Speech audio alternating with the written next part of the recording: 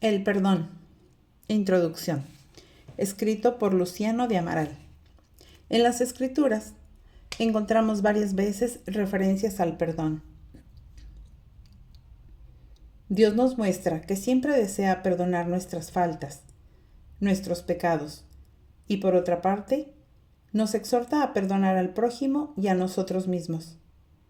Dios nos quiere felices y sabe que cuando estamos en pecado, cuando necesitamos de su perdón o cuando no perdonamos, nos sentimos tristes, afligidos, heridos, traumatizados, incapaces de amar. Algunas veces en la vida diaria debemos perdonarnos a nosotros mismos, pero también debemos perdonar al prójimo. Las personas no obran como lo esperábamos. Asumen compromisos que no cumplen, se atrasan, son impuntuales, pasan por encima de nosotros, nos critican por algo en lo que hemos acertado, no nos estimulan para animarnos, no devuelven lo que les hemos prestado, no pagan deudas que han contraído. En ocasiones, obran sin consideración, no responden a nuestro saludo, no conversan con nosotros cuando están con otras personas. No respetan nuestra edad y experiencia. No reconocen en nosotros las cualidades que el Señor nos ha dado. A veces nos ofenden, dicen palabras duras, despectivas, nos retiran su amistad. Llegamos al punto de ser agredidos físicamente por los padres, los profesores, los enemigos gratuitos e inclusive sexualmente, especialmente cuando estamos en la infancia o en la adolescencia. Como consecuencia, quedamos tristes, afligidos, traumatizados e inclusive enfermos.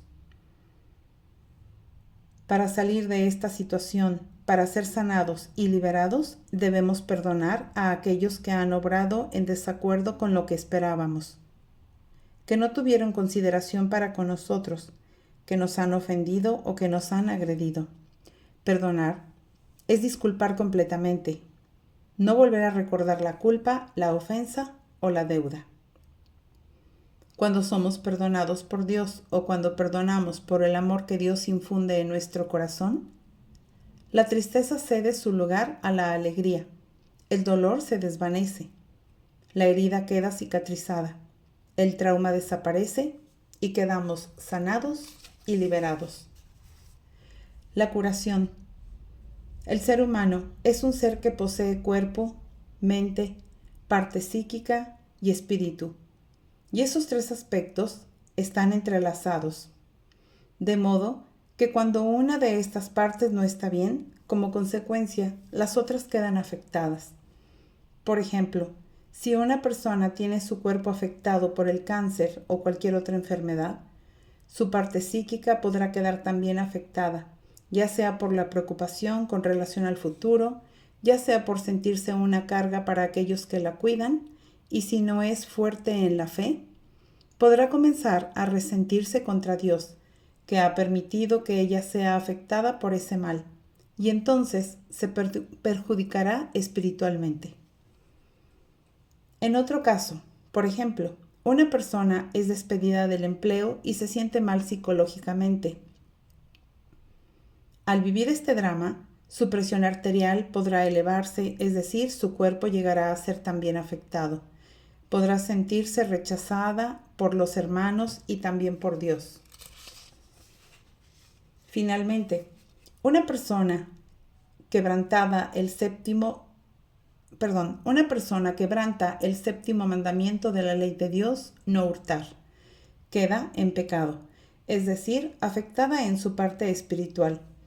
Su parte psicológica también se perjudica porque su conciencia la acusa y ella siente remordimiento por su acción, intranquilidad y hasta angustia. La angustia podrá llevarla a generar una úlcera en su estómago y su físico entonces también quedará afectado. Dios nos conoce. Él sabe dónde está la raíz del mal. Como nos ama y por la fe que depositamos en su poder, Él, en su misericordia, desea sanarnos. Dios, por el don de la palabra de la ciencia, puede revelar que la raíz de nuestra enfermedad está en la falta de perdón. Es preciso perdonar para quedar curados. Muchas veces no necesitamos que nuestra falta de perdón sea revelada mediante la palabra de la ciencia. Sabemos que debemos perdonar a un hermano.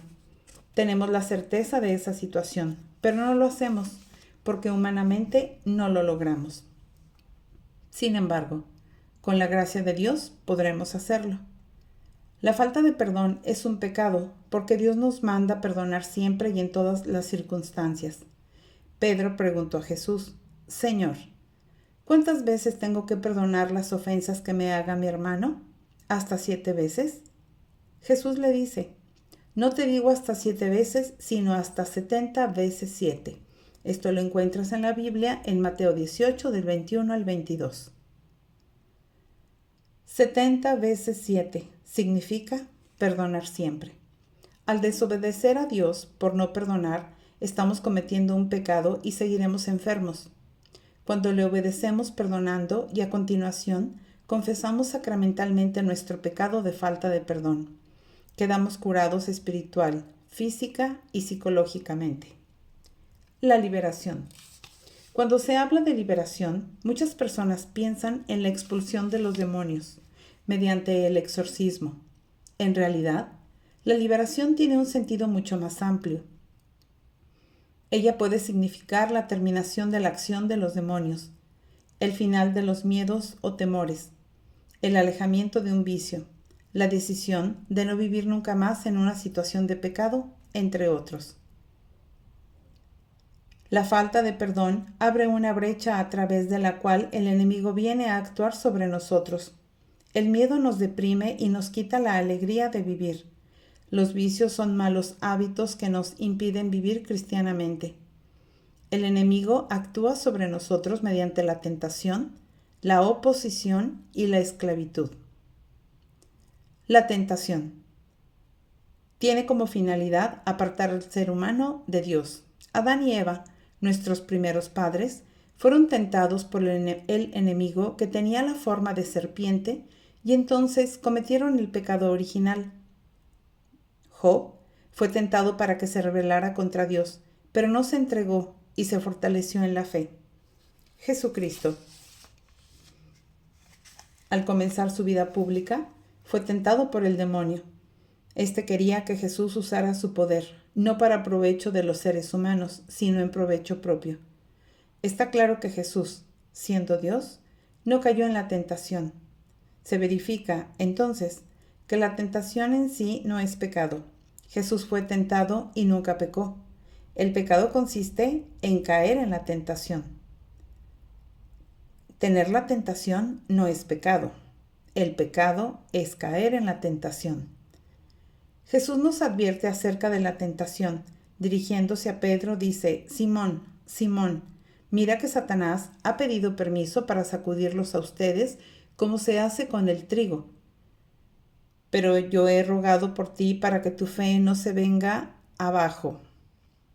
Lucas 22, del 31 al 32a. San Pablo, al escribir acerca de la armadura del Cristo, dice: tengan siempre en la mano el escudo de la fe, y así podrán atajar las flechas incendiarias del demonio. Efesios 6, 16. La oposición es la acción del enemigo que bloquea la ida de una persona hacia el Señor o bloquea el crecimiento de alguien en el amor a Dios. Cuando Pablo y Bernabé, en el primer viaje apostólico, llegaron a Pafos, el procónsul Sergio Paulo expresó el deseo de oír la palabra de Dios. Elimas se les oponía, tratando de desviar la fe del procónsul. Versión libre de Hechos 13, 4 al 12. Elimas estaba bajo la acción de oposición del enemigo. San Pablo escribió: es verdad que permanece oscuro el evangelio que proclamamos, pero solamente para los que se pierden. El Dios de este mundo los ha vuelto ciegos de entendimiento y se niegan a creer, de manera que no ven el resplandor del evangelio glorioso de Cristo, que es imagen de Dios. Corintios 4, 3 a 4a. El Dios de este mundo, es decir, el maligno, se opone a que algunas personas vean la luz de Jesucristo. La oposición quiere impedir el bien y que haya buena relación entre los hermanos de las diversas comunidades. La esclavitud es la acción del enemigo que quiere que el ser humano viva a su servicio, en lugar de servir al Dios que lo ha creado. Encontramos en las Escrituras varios hechos en los cuales se pone en evidencia la esclavitud. El mundo poseído por el enemigo, Mateo 9, del 32 al 33. El niño aparentemente epiléptico que estaba bajo la acción del demonio, Mateo 17, del 14 al 21. Los gerasenos endemoniados, Marcos 5, del 1 al 20. La mujer encorvada por estar poseída por un espíritu malo, Lucas 13, del 10 al 17. Al perdonar, preparamos el terreno para que Dios nos libre de la tentación, de la oposición y de la esclavitud, y cerramos la brecha que habíamos abierto a la actuación del enemigo. Algunas veces, por falta de perdón, vivimos una situación de temor. Estos pueden ser consecuencia de haber vivido, principalmente durante nuestra infancia, bajo la dominación de padres muy severos que, aunque nos amaran, no manifestaban su amor hacia nosotros y solo manifestaban repetidas veces su severidad. O por profesores autoritarios que nos subyugaban, nos oprimían.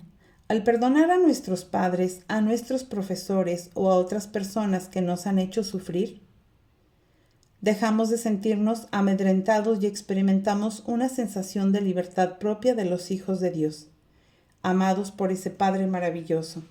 Muchas veces, por falta de perdón, una persona adquiere determinado vicio. Por ejemplo, alguien que no perdona a su padre porque ha abandonado la familia, puede caer en el vicio de la bebida, tratando equivocadamente de olvidar aquel drama familiar. Al perdonar a su padre, tendrá facilidad para abandonar el vicio de la bebida. En ocasiones, por falta de perdón, una persona puede vivir en estado de pecado. Por ejemplo, una esposa que no perdona al marido adúltero podrá pasar a vivir también en estado pecaminoso. Al perdonarlo y al no sentir el deseo de venganza, tendrá mayores posibilidades de abandonar su estado pecaminoso de vida.